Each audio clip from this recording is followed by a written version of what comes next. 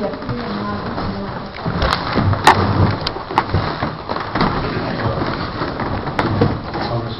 Congressman, thank you. I'm Peter Bearse. I'm from Fremont, and I'm running for your seat as an independent.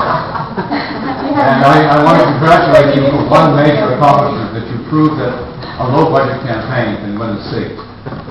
But I have a serious concern about Iraq. I've worked there as well as in Pakistan. And my question is, why shouldn't people here and many others view your trips to Iraq as being scarcely more than junkets? And I'll tell you quickly, why I ask that question.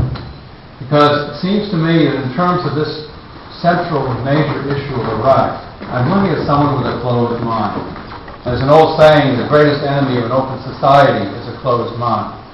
What do I mean? I mean simply that you're still running on the same line that you're still powering the same line that you ran. It's a single word, no. No against Bush, no against the war. But you have no plan. Okay. Ask the question. Yeah. I asked the question. Okay. And I don't think you've learned anything from your trip. That's why I say they may count as junkets. Okay.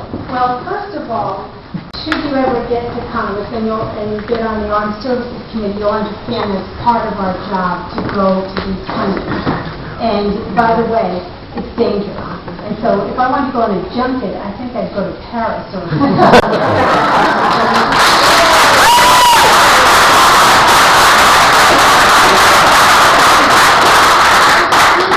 There's a reason that we wear the body armor and the helmet. And I'll tell you why I go there. I go there because the men and women of America are there. And I owe it to them to keep looking and see if there's any change. I'm a military staff. I take this very, very seriously. Very seriously. I see our vets. I see the men and women without arms and legs.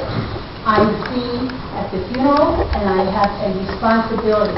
Now, the reason I haven't changed my mind is because nothing's happened to change my mind.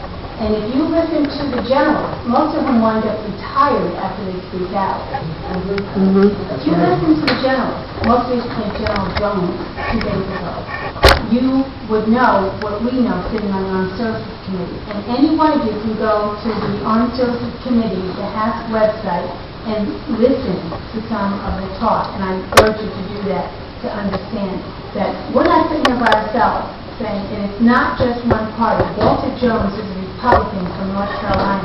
And I believe he's the one at the beginning who said freedom fries.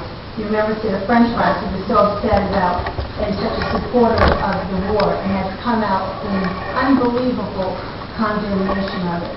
If you knew how it was run, if you saw what we saw, you too, with an open mind, you too would change your mind about this.